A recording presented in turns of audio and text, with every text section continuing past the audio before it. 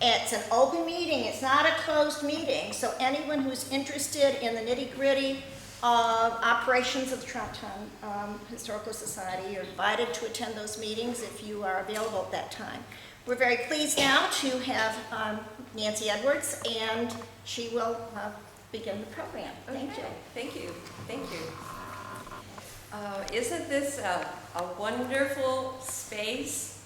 This is the Seventh-day Baptist Church that was built in 1835, and I just get kind of goosebumpy when I come in here with the gallery, and I think it's wonderful that the DeRuyter community is working to get this back in shape, and it's wonderful that their absolute charter is underway so that they can get their 501c3, which we talked about a few years ago, so congratulations to the Tromptown Historical. All right, my name is Nancy Edwards, and I spent some of my growing up time in this community, and my husband is a writer, and he asked Darla Angel Snyder if there was ever a murder in DeRuyter, and she said, oh yes, there was. So she started the ball rolling, and that's what you're going to hear tonight. What you're about to hear is based upon historical information, which is factually correct. Now, you're not going to see the actors memorizing their lines. This is a reading, but I think that you'll get the feel. Multiple sources include the Tromptown Historical Society, clippings from the Weekly Gleaner newspaper, later called the DeRuyter Gleaner, the New York Times, Cazenovia Republican, Madison County Court Records, Pompey Historical Society, and the Syracuse Evening Herald newspaper. And Ken Kunkel, Lisa Moffa, Becky Whiteman, and Darla Snyder. Darla did extensive research for this reading. What you're about to see, as I said again, and hear, is called a reading. Think of it as a stage play, but the actors read their parts instead of memorizing them. We're going to witness the trial dealing with George W. Haight, the George W. Haight murder, which was held in the Morrisville Courthouse. Morrisville was then the county seat of Madison County. Mr. Haight was 53 years old at the time of his death and lived in the village of DeRuyter on Division Street. He died March 22nd, 1883. He was a respected, well-liked resident of the village. He was a village justice of the peace, a veteran of the Civil War, and had a job as a traveling salesman. His second wife, Anne Jeanette, is accused of murdering him. A coroner's inquest was held prior to the jury trial, March 22nd, 1883. Those testifying at the inquest were DeRuyter residents J.H. and B.J. Crum, George Lewis, H.M. Maxon, J.R. and M.E. Burdick, Horace Benjamin, George Doan, N.O. Coleman, W.W. Ames, Isaac Higley, and George Hager. There are 4 people involved in this trial, and I will introduce them as they come down the center aisle. The first is the accused, Anne Jeanette Haight.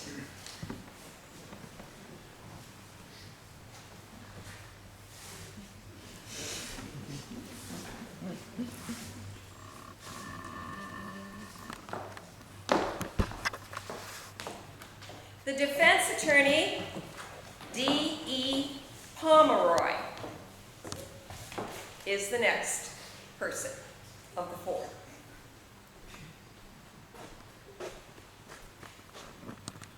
The district attorney, E.N. Wilson.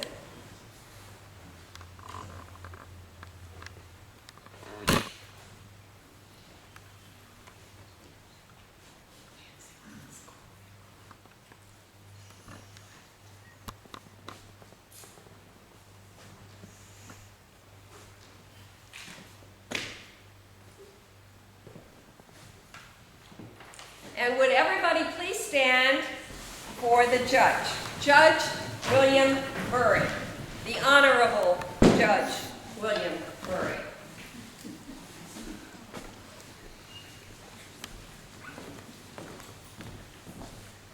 We now go back in time 125 years. It's February 14th, 1884.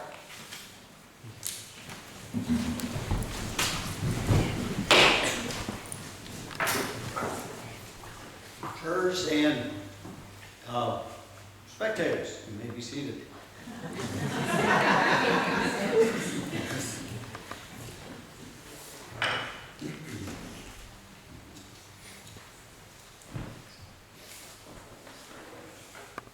This court will now proceed with the trial involving the charges of murder of 53-year-old Mr. George W. Haight, a resident of the village of DeRuyter.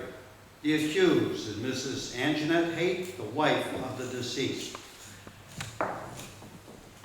Will the court clerk please post in the records that there were 100 potential jurors called for this trial. The following names were those jurors involved in this case: W.H. Rhodes from Hamilton, Irving Pitts from Sullivan, J.W. Green from Smithfield, William Super from Sullivan, Uri Rhodes from Hamilton, Alexander Durham from Hamilton, William Bridge of Lenox, George King of Earlville, Horatio Lewis of Oneida, Charles Byron from Cazenovia, and Enoch Brown from Canastota, and Adelbert Rich of Smithfield. Also, let the record show that these men earn their living as farmers, carpenters, mechanics, and one regional newspaper correspondent who will not write about the trial until its conclusion. And now, ladies and gentlemen of today's jury, following this presentation, you will be called upon for a guilty or innocent vote. This is a very serious and somewhat complicated matter. To ensure you understand it, I will interrupt the prosecutor, the district attorney, the defense attorney, the lawyer for the accused, anytime it's necessary to make sure the information presented is clearly understood. The accused will be seated here, and the district attorney and the defense lawyer will be seated to the front and will stand here when addressing the accused or the jury. I hope that's all clear. Mrs. Haight, please be seated. Mr. District Attorney, will you begin your case? All right, can we have your name? Anjanette Haight. Well, Anjanette Haight. But according to the official records, that's only one of your names, isn't it? How many other names have you had?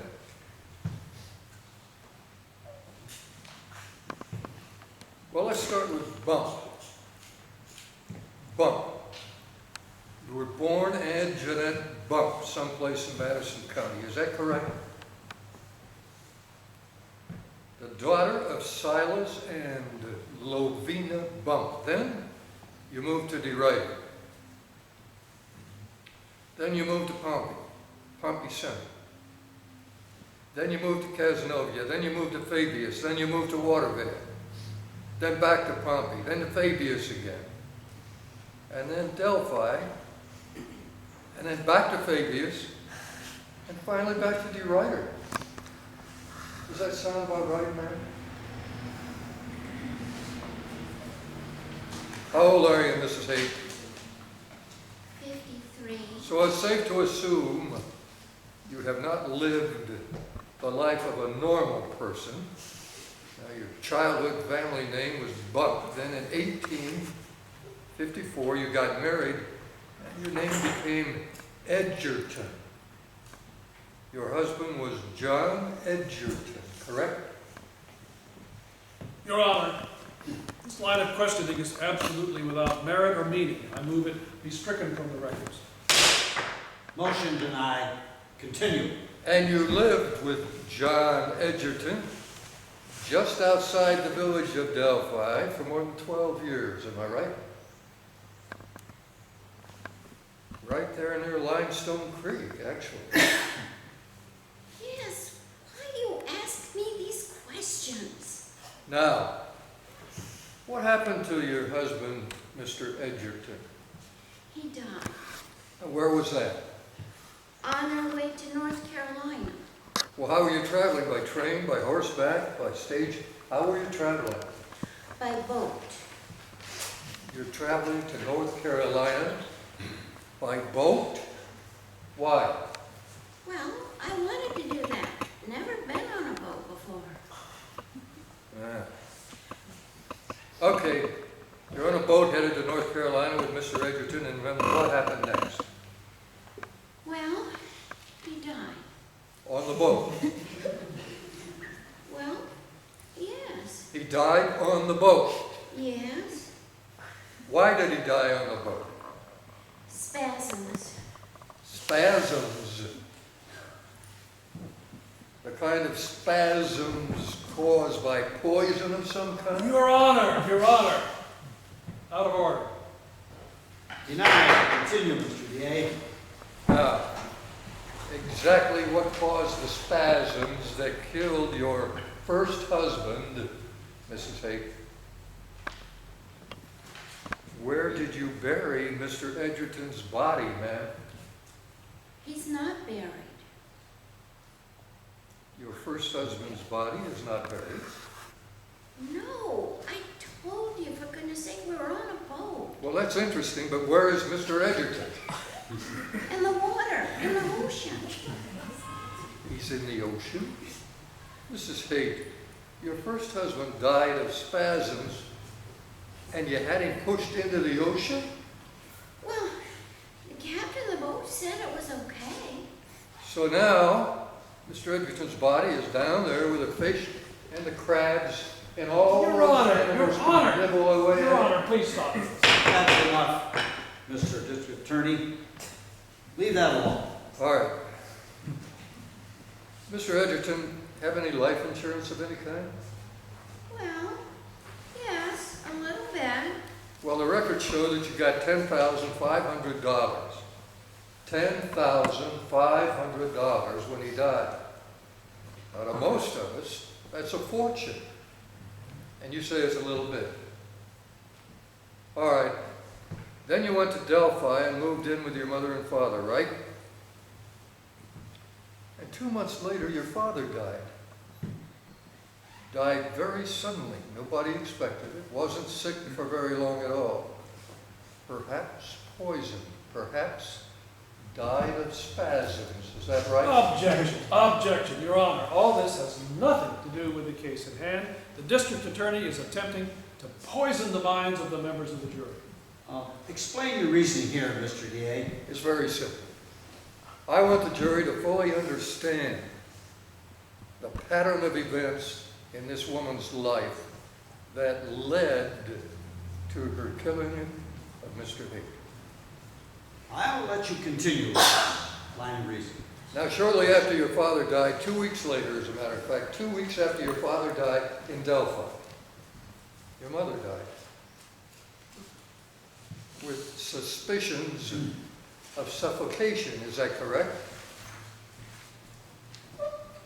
All right. So then you married Cyrus Wood in 1867. You lived in Delphi. And before the end of that year, Mr. Wood died. You weren't married to Mr. Wood for a full year.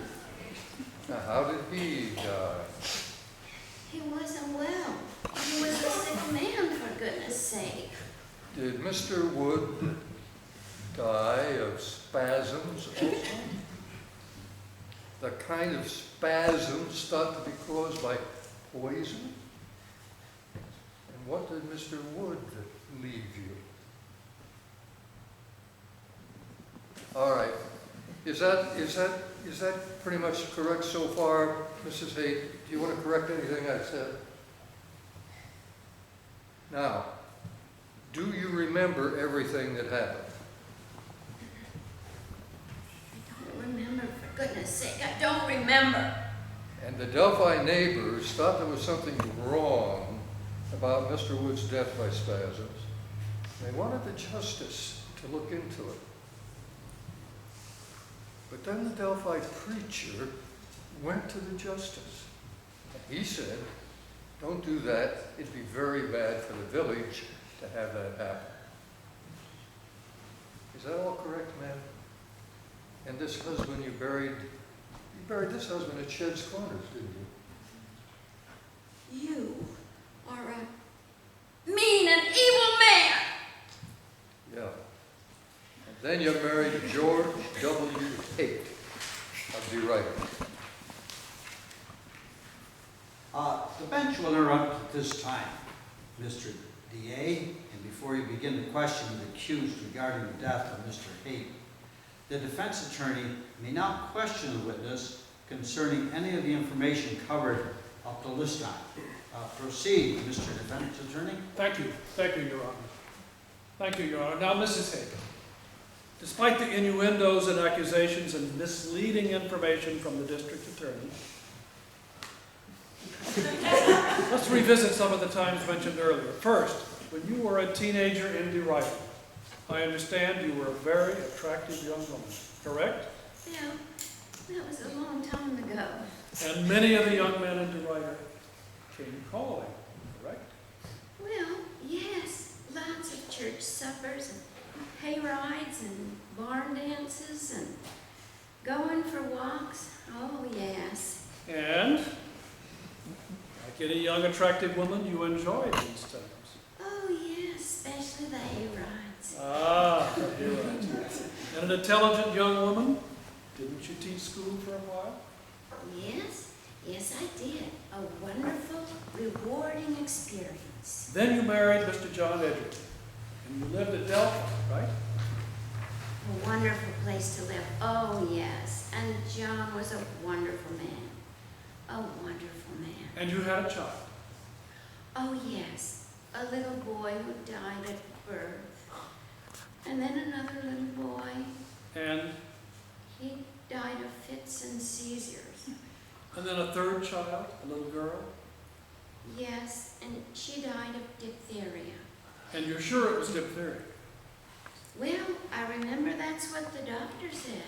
All right. Now after that, how did it come about that you and Mr. Edgerton, your husband, were on a boat bound for North Carolina? Well, John wasn't feeling too good. He got pretty sick sometimes, and we decided to sell our house and property and go to a different climate. We thought it might be good for him. Why were you on a boat? We had heard of the ocean and wanted to see what it looked like, I guess. John had this bad cough. Thought maybe it would help, maybe some more moisture. And why, Mrs. Haight, did you dispose of John's body in the ocean? I don't know, it just seemed the thing to do at the time. The only other thing to do was find a way to get him back to the cemetery here in DeRuyter.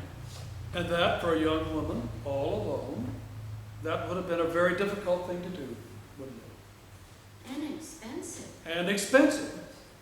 Were you saddened by the death of Mr. Edgerton? Saddened? Did you grieve? Did you cry? Did you... Oh, yes, my goodness. Was your marriage to Mr. Edgerton a good marriage? Oh, my goodness, yes. Anjanette, did you kill Mr. Edgerton? Oh, no, of course not. And then you moved into your parents' home in Delphi, and you cared for them, right? Yes, sir, I did. And then your father died. Did you poison him? What that man says is a lie. Oh, he's a mean liar. Did you poison your father? Did you suffocate your mother? And then after a period of mourning, you married Mr. Cyrus Wood. Now, was the marriage to Mr. Cyrus Wood a good marriage? Oh, for goodness sake, yes, it was special. Cyrus was quite taken with me, I must admit. He was a bit old, you know, and not very healthy, but a very nice man. And how did he die? Well, he died of spasms. No, I mean, did he die a happy man? Oh, yes, indeed. Yes, indeed he did. What do you remember most about him? Well, he had this really nice smile, and he was a handsome man. And his mustache, he had this. All right, Anjanette. Did you kill Mr. Wood? Oh, no, I wouldn't do that. All right. It's time now to return to the interrogation of the accused by the district attorney. Proceed. Ladies and gentlemen of the jury, would you help me up? Mr. Yes, Wood? I will. Although I don't know why I should.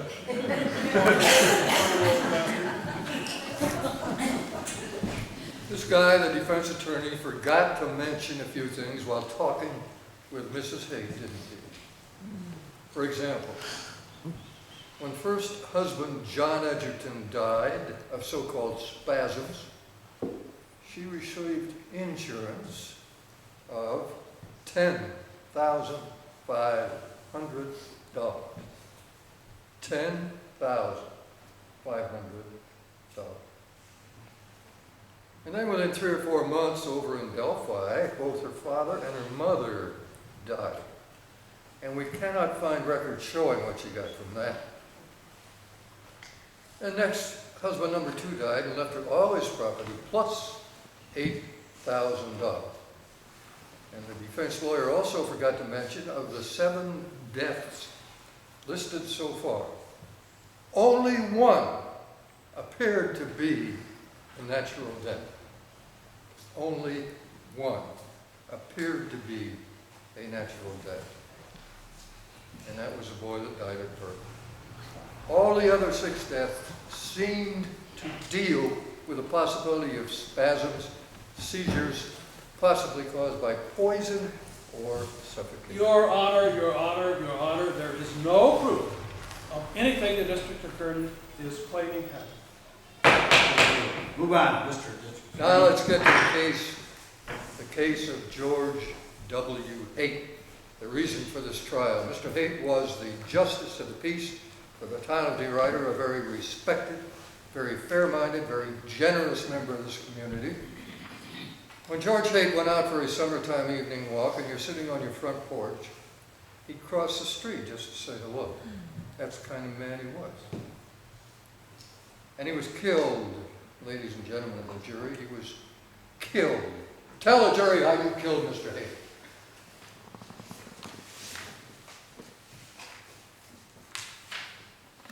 Ladies and gentlemen, let's go back a few years here in the village of DeRuyter. As a young man, George Haight had a job working as a clerk at the A.N.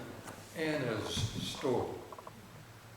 The store was owned by his uncle. It was a good job, and he was a very, very good clerk. Very helpful, very friendly. Now, how did you meet George, Mrs. Haight? At Anna's store.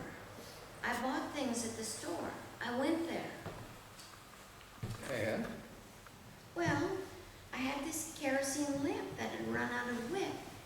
It needed a new wick. I took the lamp to the store and asked Mr. Haight to fix it. Yes, and then? Well, I asked him to bring it to my house when it was fixed. Yeah. Well, yes, and then? Well, he brought it to my house after work one evening, and I paid him for it, and, well, we sat on the front porch and on a swing and talked for a while. And then? Well, we went into the house. And And then what happened? It's none of your business. Your Honor, this line of questioning is absolutely unrelated to the matter. True. Enough, Mr. DA. You've made your point. So then you married him, October 7, 1868. And you actually lived with George Haight for over 12 years over on Division Street, didn't you? Yes, George and I were husband and wife for a good long time. Gracious, yes. Do you know that several of his friends told him not to marry you? Do you know they told him if he did, you would probably kill him? But he did marry you. Probably because he was a healthy young man and that evening on the porch swing did the Your job. Honor, Your Honor. Yeah, move on, Mr. DA. You used your female wiles to see. Your Honor! That's enough.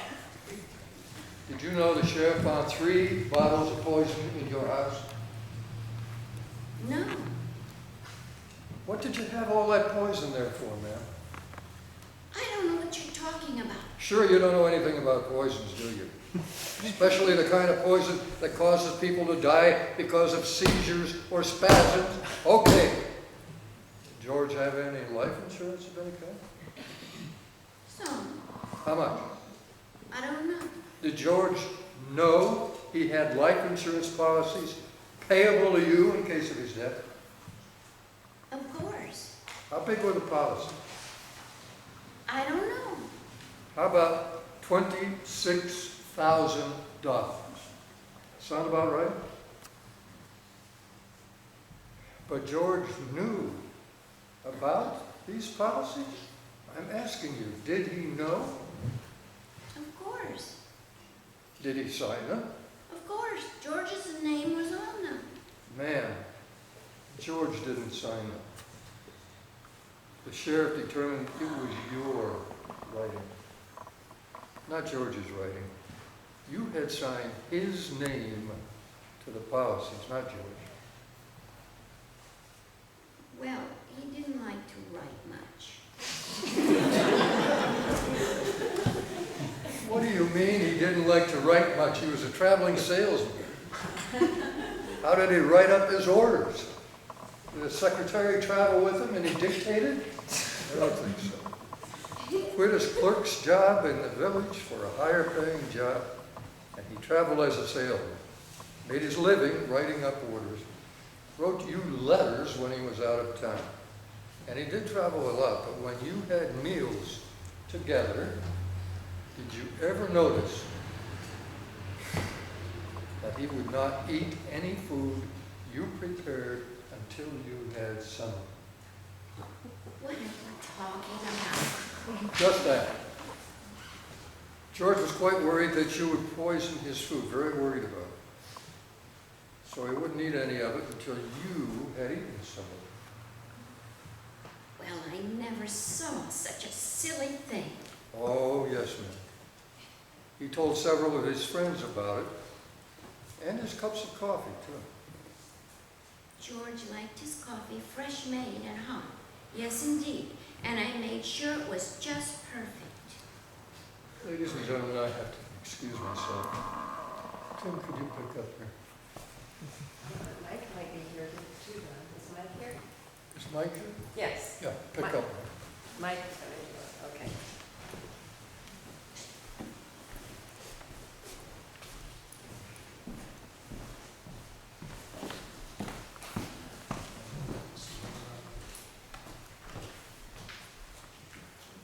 Hold off, Mike, or Mr. DA, or Assistant DA.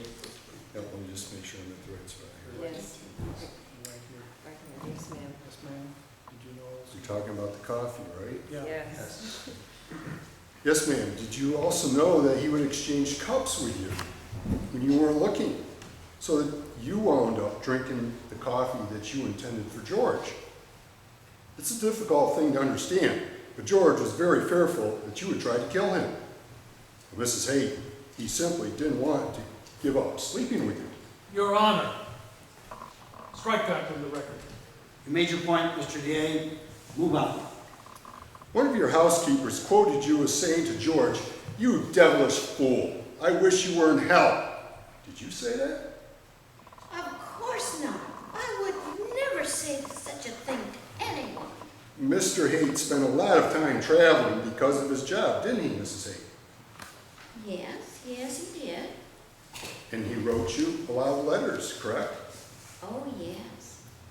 And he usually ended each letter with the words, "Love and 50 kisses," didn't he? Well, yes. And you still thought he was guilty of infidelity, of cheating on you. That's none of your business. You are a devil. And you claimed earlier that George didn't like to write. Yet he wrote you many, many letters. His letters were hard to read. All right, ma'am. There have been several incidents prior to George's death. One time, for example, neighbors passing by the Haight house in Division Street noticed black smoke coming from the edges of the upstairs roof. They rushed to the front door and banged on it. And you came to the door, opened it, and told the people, pay no mind to the smoke. You said everything was fine. Do you remember that, Mrs. Haight? Liars, liars, But the liars! neighbors ignored your attempts to push them out of the door. They rushed past you and up the stairs. And what did they find, Mrs. Haight? I don't remember. They found your husband, George Haight, unconscious on the floor in the bedroom, with stacks of kerosene, soaked rags burning all around him. That's what they found. Do you remember that, Mrs. Haight? Mrs. Haight, did your neighbors make that story up? Did you try to kill George when that happened? Those neighbors are terrible people. All the neighbors in DeRuyter are awful, terrible liars. Regardless of what you think of your neighbors, why was George lying unconscious on that floor? He was not. It's all lies. Mrs. Haight, 3 different neighbors told the sheriff the same story. Liars, liars, liars! Did George go to church? Well, he used to the Seventh-day Adventists. But he quit. Said he thought religion was some kind of a fraud. Now, Mrs. Haight, let's get to the real reason we are here.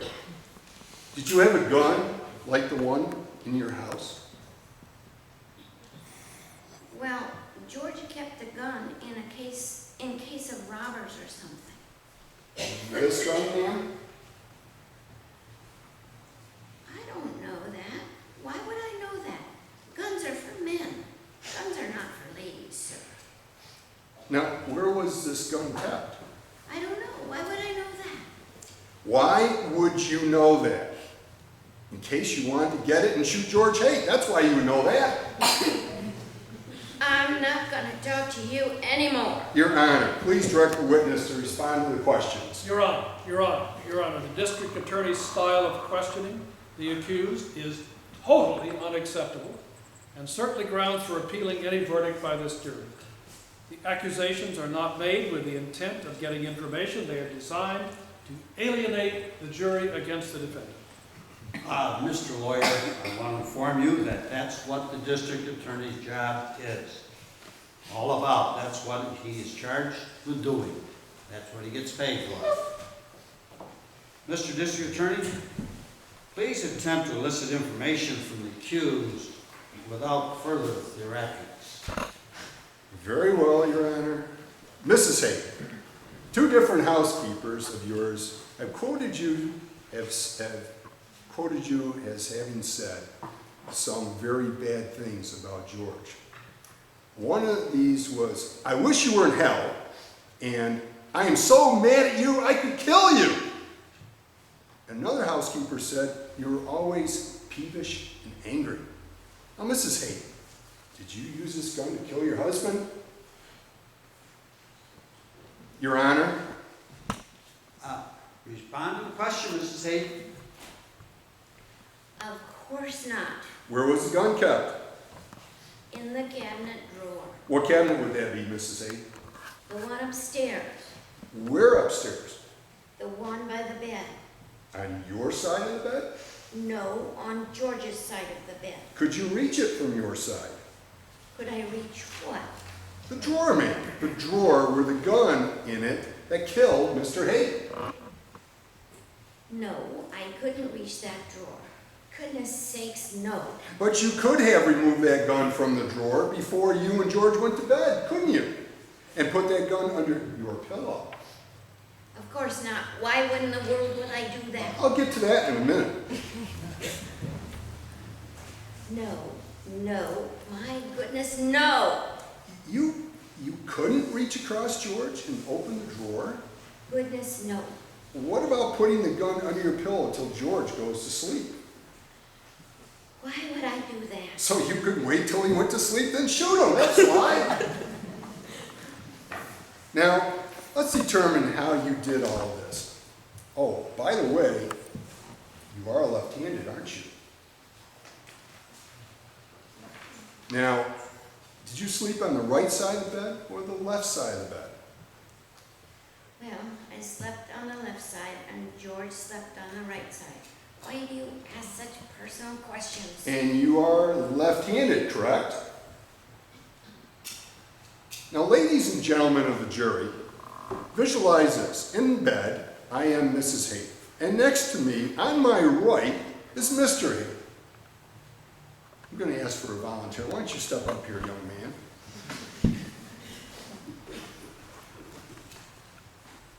If I am right-handed, it would be very difficult to grab the gun under my pillow and put it to George's forehead and pull a trigger.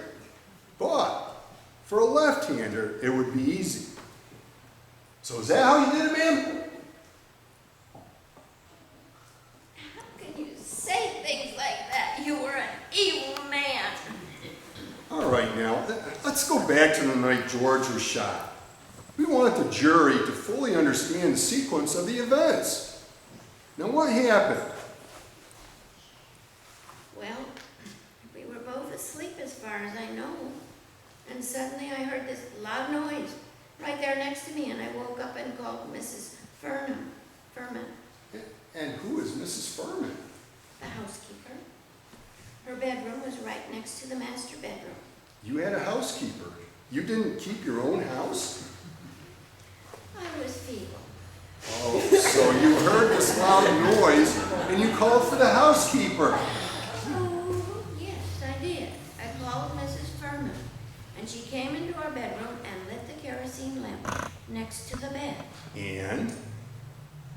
Well, my goodness, she saw some blood on George's pillow. And I told her to run and get Dr. Truman and bring him over to look at George. Did George talk to you? Was he still alive? Gracious, yes. He talked about going to the town board meeting that morning. No, wait a minute. His pillow is covered with blood. He's talking about going to the town board meeting. Yes, sir, he did. And he talked about a lot of other things. He's lying there bleeding and he's talking about going to the meetings? And then Dr. Truman rushed into the bedroom and lighted some more kerosene lamps and looked at George carefully. And what did Dr. Truman found, ladies and gentlemen of the jury, was a bullet hole in Mr. Haight's forehead, right here. About an inch above the eye, with particles of gunpowder on the skin surrounding the hole in his head. It went into the brain about 4 inches deep. Doesn't that sound right, Mrs. Haight? You are evil. You are evil. And the surface of the brain had been partially destroyed, and the blood was pouring out of the bullet hole. Right, Mrs. Haight? Your Honor. Can I continue, Mr. Now that that bullet hit some bone, part of the skull, and it continued on for 4 inches, that it's been previously mentioned, into the brain, is that what you remember, Mrs. Haight? And the blood just kept coming out of the hole of the forehead, correct, Mrs. Haight?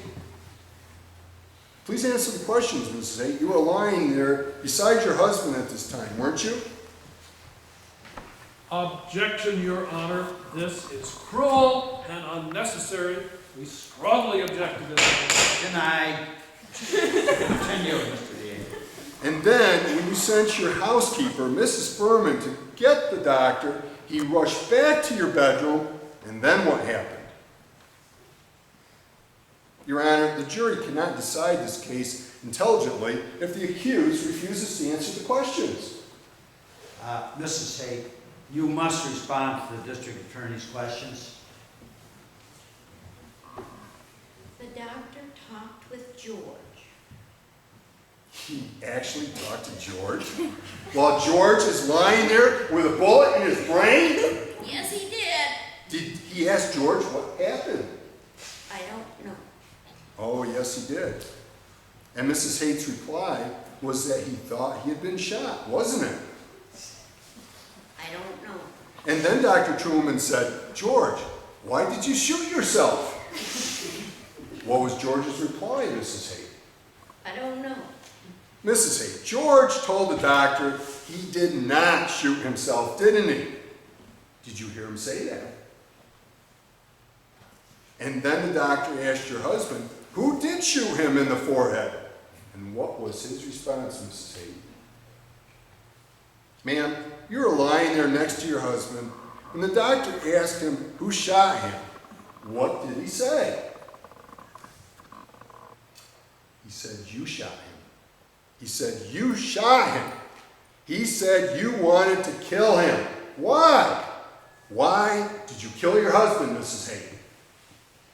I didn't kill him! I didn't kill him! Why would you say that? Why would I kill him? He was my husband. He was my husband. I love my husband.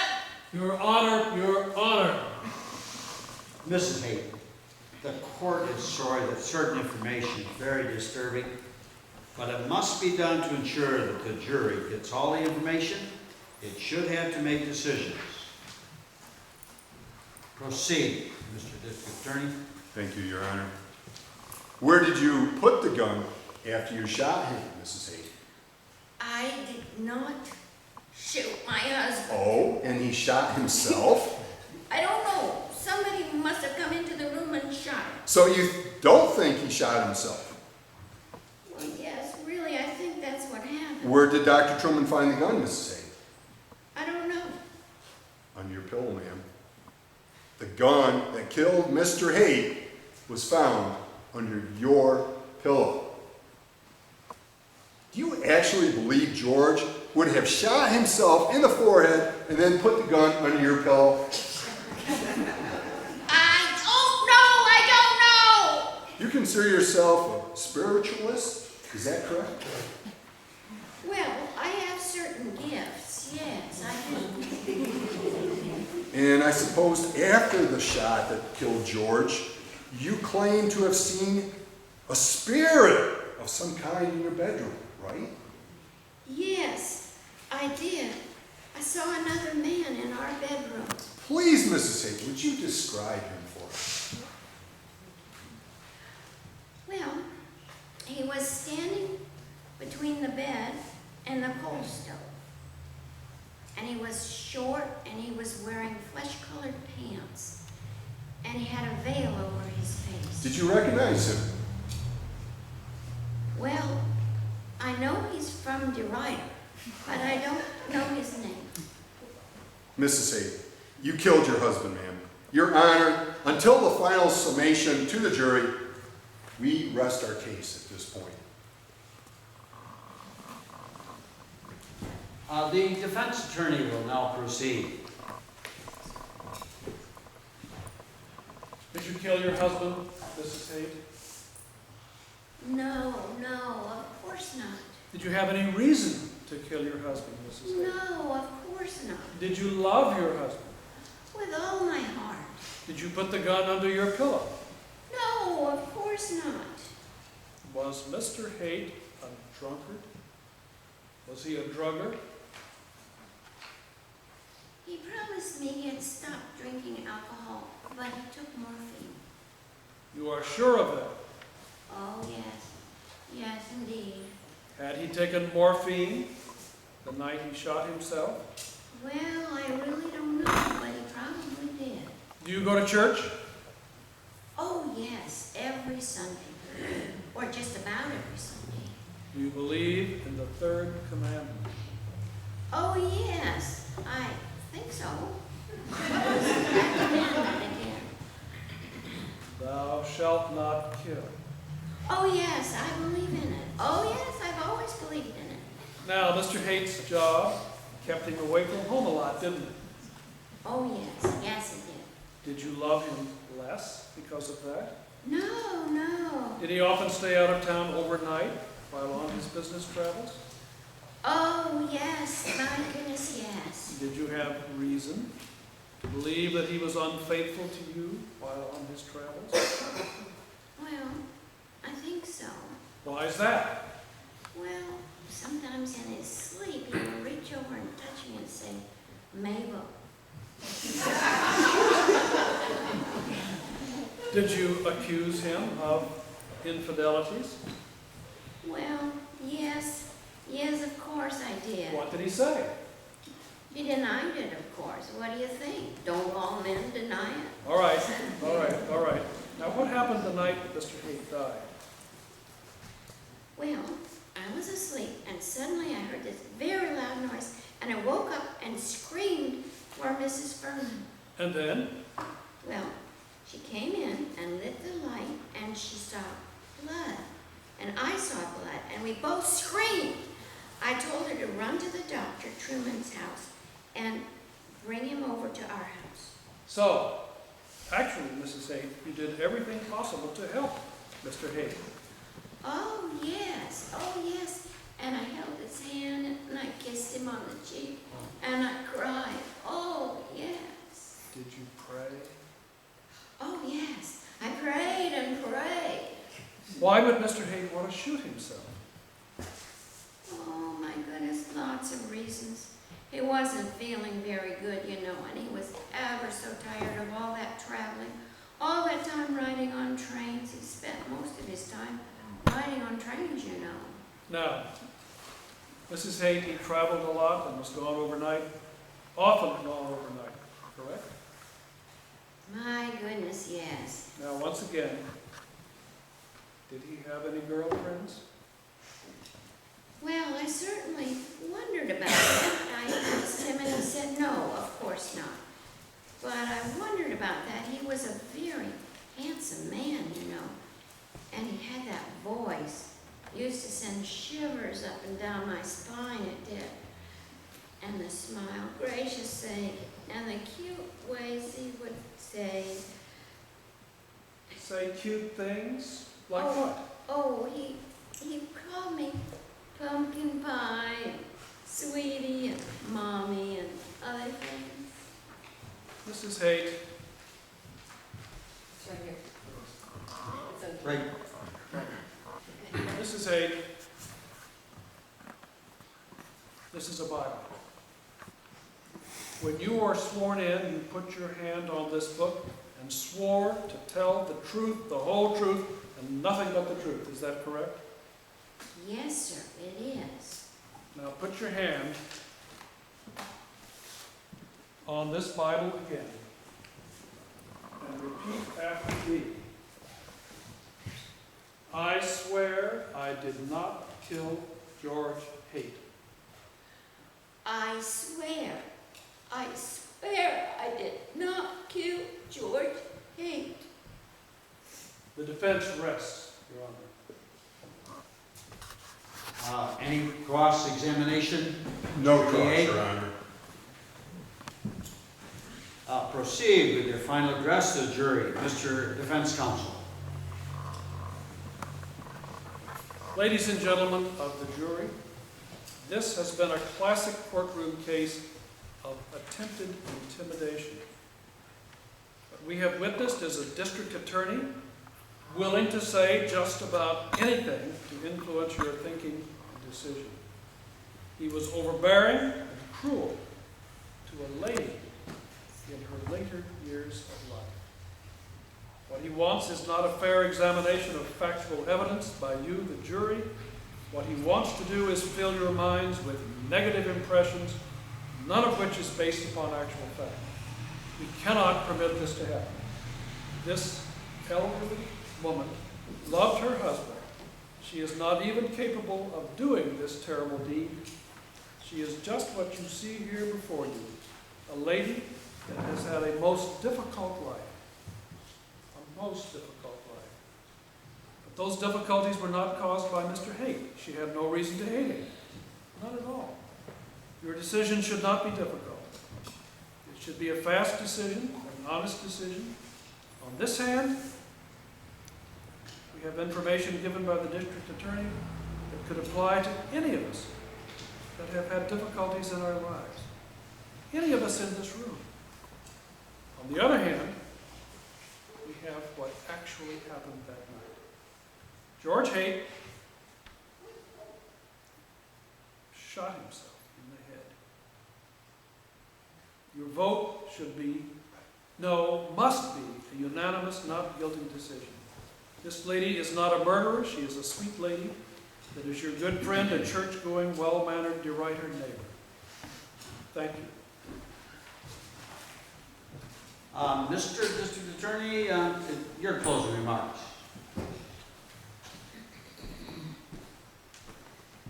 Thank you, Your Honor. Members of the jury, first of all, it would appear that Mrs. Haight's youth, her growing up period that was so critically important, was impossibly difficult. She lived in Pompey, DeRuyter, Casanova, Fabius next, then to Waterville, Pompey again, Fabius, then Delphi, then back to DeRuyter.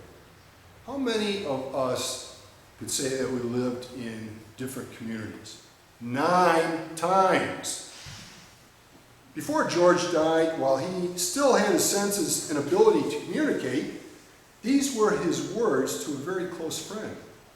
And I quote, "About 3 o'clock in the morning, I woke up and saw my wife place a revolver to my head and pull a trigger. I know no cause for her to do that." How many women do you know that lost their first husband to spasms and then dumped his body in the ocean, then lost her second husband to so-called spasms, then lost 2 of her children to so-called seizures and spasms, and then lost her third husband by shooting him in the forehead with this gun? And in the case of each husband, received very large amounts of insurance money and property. No, ladies and gentlemen of the jury, it is not a mistake to send this woman to the gallows. This is what she so rightly deserves. That is where she belongs, and I respectfully urge each of you to come back with a guilty verdict. Thank you.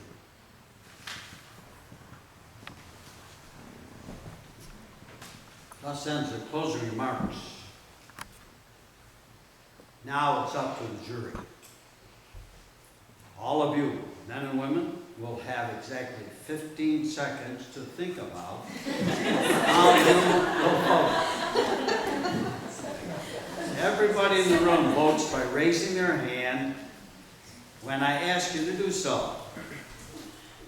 And you only raise your hand once. And only for one or the other. Are you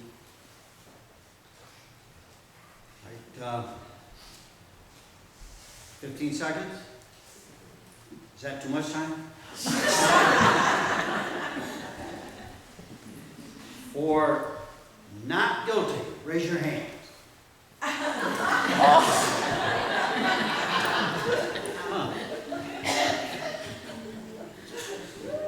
right. For guilty, raise your hand. It's not unanimous.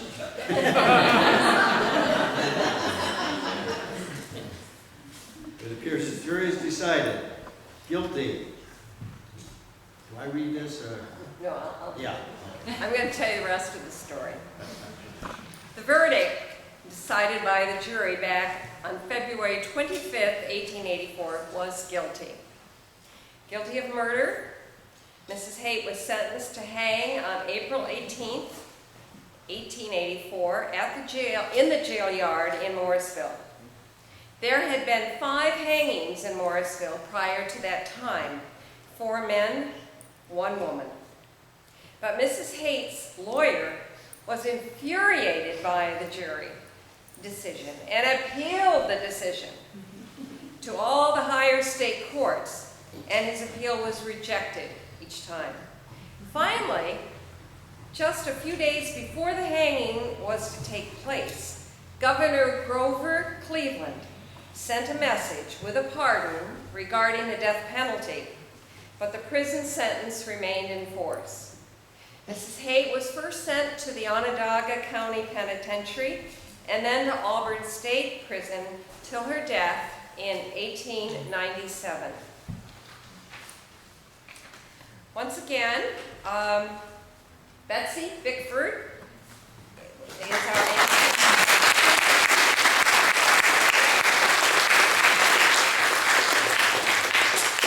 Kat Bickford is the defense attorney. Sam Fuller is the judge. And Don Edwards and Mike Skeel, district attorneys.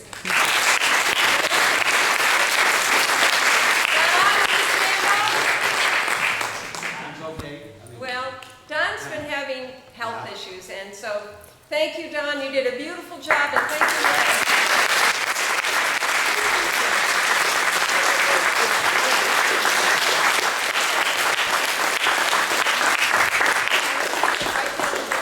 Right down here. Thank you. I apologize for having to walk out. There are refreshments in the back room. Donations for the building fund are always welcomed. There is a cookbook that is being sold by the Historical Society. And also Jennifer Ames, who I would imagine is directly related to W.W. Ames, Yes. say something about what the script. Well, I just thought it would be a nice idea to have a script, have a copy of the trial that we just saw with some pictures of the real Mrs. Haight. So my sister Marcia and I are willing to put together a booklet that we will have for sale from the Historical Society, and they can make a little profit from it. But I know myself, I really want a copy of this to take home and read. And so we didn't have time to get it ready for tonight, but we will have it ready, and it will be for sale, hopefully by your fall events. Thank you.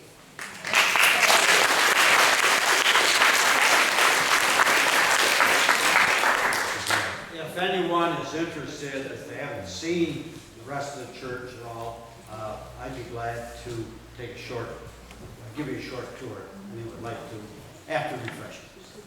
May I have the cast up here, please, for a photo? Thank you.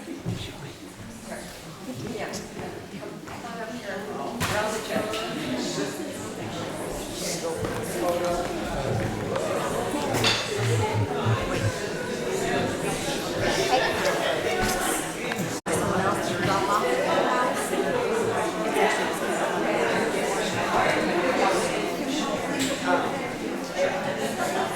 Now, wait a minute. Wait a minute, this implies that you're good friends.